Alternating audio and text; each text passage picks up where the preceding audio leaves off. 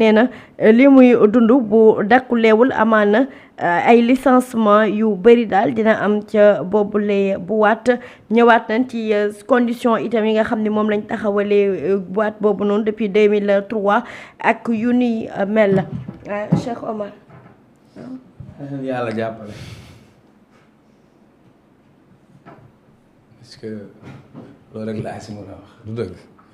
beneen bi du particularité pour man de plus en plus on voit des entreprises de presse au Sénégal nekk si une crise dégg naa si communiqué bi nga lire wàllu impôt ak fiscalité dañ ko war a fay nañuy fay waay na loolu ñuy fay mooy dellu ci réew mi du dëgg beneen bi wàllu concurrence dégg naa baat boobu. déloyale. luy concurrence déloyale. ñoom ñoo ko gisee noonu parce que àdduna bi dafa soppeeku kenn amatul monopole média parce que jamono dafa changé et c'est dynamique parce que bu njëkk ba mën nga am télé tu occupes tout le marché mais léegi de plus en plus dafa gën a yaatu ba tax na man dama jàpp ni su entreprise amul une bonne stratégie quand on n'a pas une stratégie pour s'adapter quand on n'a pas une bonne stratégie pour innover on est appelé à disparaître ça c'est le b.a-ba du top management beneen bi am na yeneen facteurs yu ko mën a expliquer ñoom nag def nañ seen communiqué wax ni dañu am ay jafe-jafe du noonu boo moytul dinañ dem ci wàññi ci personnel bañ jël waa syndicat bi ñëw faxas loolu sànni waaw parce que li ngay dinañ ci ñu man lépp laa lay booleel parce que bii mooy expliqué bële donc quand le syndicat rejette pour dire que qu'ils n'ont pas été associés li ma ci mën a jàng mooy dañuy personnel bi dañuy bañ ko leen saraxe xam nga saraxe waaw parfois nga déclarer faillite sax pour saraxe personnel bi dañuy bañ ko leen saraxe n'est-ce pas beneen bi sur le modèle économique la plupart de ces médias dafa am fu ñu doon tibbee ñii nag bi ñu ñëwee ils ont coupé les robinets parce que mënoo nekk média seen principale source de revenu xam nga la convention loolu moo nekk seen principale source de revenu nga dem am convention LONASE am convention entreprise ONAS convention telle structure de l'État convention yooyu lañ doon dajale régime bi mu ñëwee la première chose bi mu njëkk a def dafa ne stop convention yi ba pare léegi convention yooyu régime bi dakkal xaalis yi doon jóge ci convention yi doon dugg ci média yi moom moo leen indil seen crise première chose donc ça veut dire que est-ce que les entreprises de presse privée ne doivent dépendre que de l'État ça c'est un problème parce que c'est des entreprises privées comme les entreprises du BTP comme les entreprises de transport mais su fekkee ni ñoom benn source de financement rek lañ mën a am mooy luy jóge ci état aide à la presse convention le fait que convention est bloquée moo tax amuñu rentrée bi kon ça veut dire que c'était des entreprises parasites à l'état alors une entreprise privée pour fonctionner sans l'état maintenant d'où l'importance état dafa am rôle am parce que état moom moo war a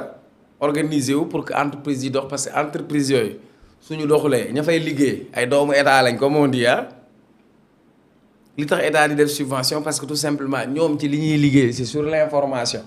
et que la constitution dafa ne le citoyen a droit à l'information loolu tax état di def subvention en fait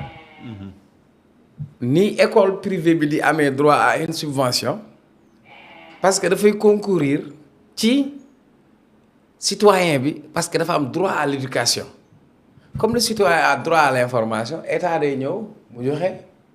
ndimbal loolu mu lay jox c'est parce que dafa am loo ciy liggéey mais seetlul bu fekkee entreprise de presse yëpp bi nguuru Macky Sall daanoo lañ daanu kon daa mel ni nguuru Macky Sall moo leen téewoon y a un problème. beneen bi nañ ko wax suñu télé lan la ñuy produire su ma la ko waxee nag xam naa ça va te décevoir moi je regarde pas la télé moi je regarde plus des documentaires et d'autres contenus parce que dans nos télévisions il y a pas de contenu je suis désolé il y a que du divertissement ba pare xam nga clownage waxuma clownage yi ñuy wax nii de mooy clowner quelque chose mooy imitation télé bi su amee benn programme yeneen télé yëpp ils vont mettre la même chose ñeneen ñëpp ils vont mettre la même chose ba pare ils n'ont plus le monopole de l'information parce que entre-temps il y a un secteur qui s'est développé avec le numérique mais tey télévision yi waroon nañ anticiper loolu. acca jëwrin groupe Futurs Médias fësal nañ difficulté yi ñu nekk di traverser actuellement bay wax waxu ay licenciement collectif ci yàggul dara. waaw mais soxna Ndak li Cheikh Omar wax pratiquement tënk na lépp quoi bu fekkoon ni c'est un groupe la woon boo xamante ne musul am autonomie financière parce que dañuy wax groupe Futurs Médias mais industrie de télécommunication industrie nag bon privé dafa war a nekk loo xamante ni da nga war a am sa autonomie ak sa indépendance tu vois financière boo xamante ni du dépendre ci état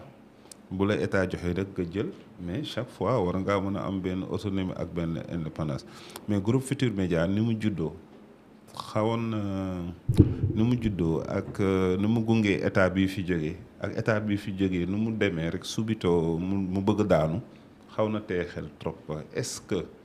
durant 12 ans wu Macky Sall yëpp est-ce que groupe Futurs Médias ñëpp xam nañ ko comme télé VIP nga xamante ni journaliste yu mës a génn yu mag yëpp ci yeneen télé yi recruter nañ la tu vois ba mu jur sax ay yeneeni télé léegi nag fi mu toll nii xel mooy tey pour xool ndaxte est-ce que groupe Futurs Médias moo doon dundal boppam wala dañ ko yore woon question boobu la ñuy poser est-ce que nekkul woon télé bu nga xamante ni la ko yore woon dépendrul ci moom ci li muy produire loolu question à poser la fi mu toll nii Sénégalais bu la ko waxul tamit mën na yaakaar ni peut-être que Youssou Ndour li mu doon gérer télé bi état bi moo ko doon jox état Macky Sall moo ko doon jox donc le fait que nag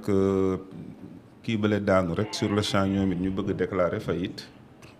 dafa tey xel trop quoi tu vois mais fisc moom muy taxe moom ku nekk da nga ko war a fay même ki nga xamante ni petite et moyenne entreprise la sax dafa war a fay taxe ça compte que boîte bu toll ni groupe Futurs Médias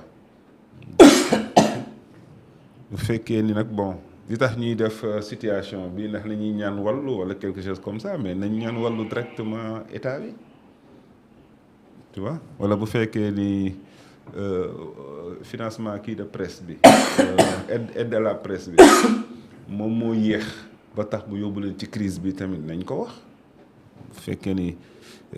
ministre de la culture et de la communication mën na intervenir wala président intervenir wala premier ministre intervenir ñu xam quoi mais def nii rek benn annonce nii di informer. mais jëwriñ tamit est-ce que